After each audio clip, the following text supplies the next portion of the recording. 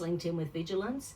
So it's just like having, and it's not, but it's like having caffeine whizzing through your body all the time. And once again, that'll raise your blood pressure as well. And actually, depending on the amount of weight you've put on this year, one of the things to do is suck in your tummy, and because it needs to be sucked in, and measure your waist at the belly button. And what you want, it needs to be, it's optimal if it's less than 32.5 inches. So less than 2.5 inches around the abdomen takes pressure off the heart. So even as you get motivated and enthusiastic to start trying to do things, that can be an initial aim.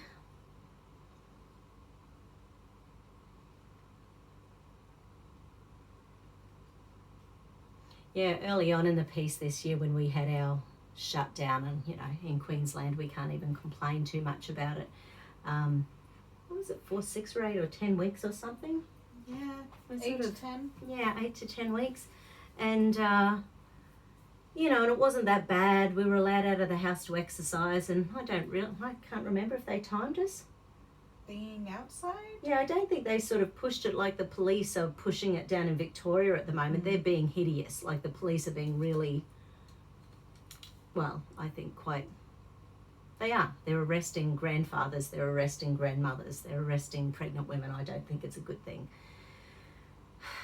Anyway, so, we can't sort of complain, but I was actually doing quite well. Jay and I actually lost weight the first month of lockdown because we're out walking every afternoon, and I worked the whole way through, but I had to shorten my days to fit in gaps between people and all sorts of things. But anyway, then we lost enthusiasm. Been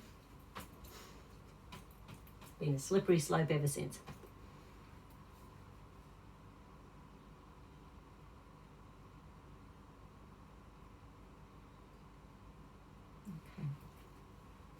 So I'm going to go, so the sympathetic nervous system has just shown up. So I suspect, because of the pain and inflammation this year, I suspect you're not sleeping very well.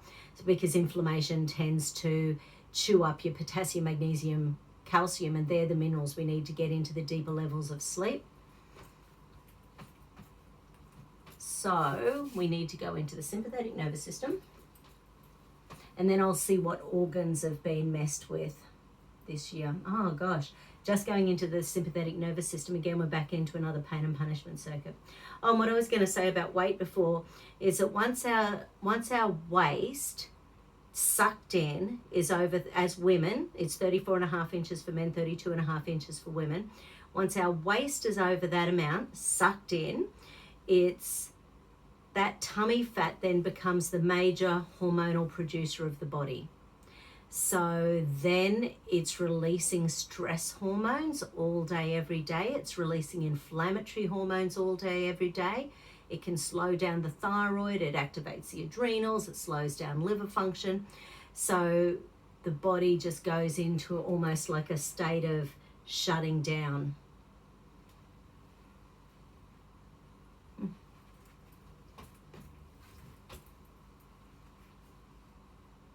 So we don't want your cells to do what your government is telling you to do. Stop the lockdown.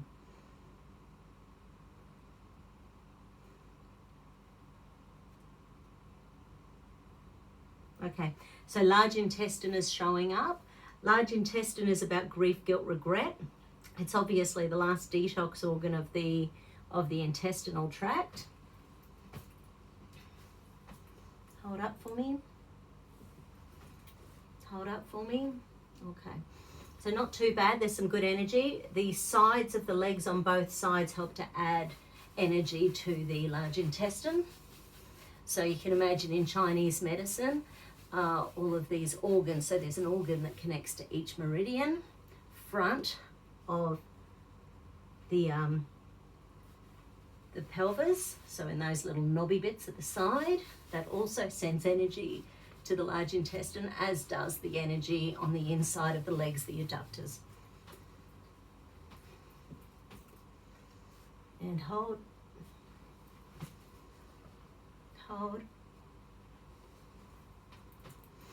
I'm just also thinking there's also something called FODMAPs, which I don't know if you've heard of. It's fermentable oligosaccharides, disaccharides, polysaccharides, and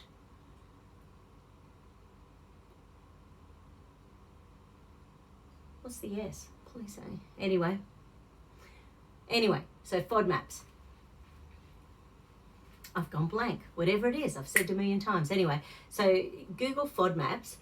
FODMAPs are for when SIBO, small intestinal bacterial overgrowth, gets stuck in the small intestine, thus its name, but really they shouldn't be in there. They should be down in the large bowel. So SIBO, it causes all sorts of gastrointestinal upset, bloating, burping, belching, wind, flatulence, diarrhea, constipation, and a lot of pain, because that can mess with the gut immunity, which is very much linked in with fibromyalgia and chronic fatigue. And I remember seeing a study years ago, and I can't remember which one, but there's 80% of people with either fibromyalgia or chronic fatigue have SIBO, and 100% of, so basically it's 100% and 80%. So I would say you have a very, very high, in fact, you would have a 100% chance of having SIBO unless something miraculous is going on. So there is a diet that you can look up that is a low FODMAP diet, and sort of having a look at that as a way of reducing pain and inflammation. Because what you need to do is just find a few things and give them a try. And it's sort of a good idea to do, like, say 95% compliance for 2 weeks and see whether or not you're feeling a change. If you haven't at 95% compliance for 2 weeks, that's not going to be the thing. Another one you can, and same with the autoimmune paleo.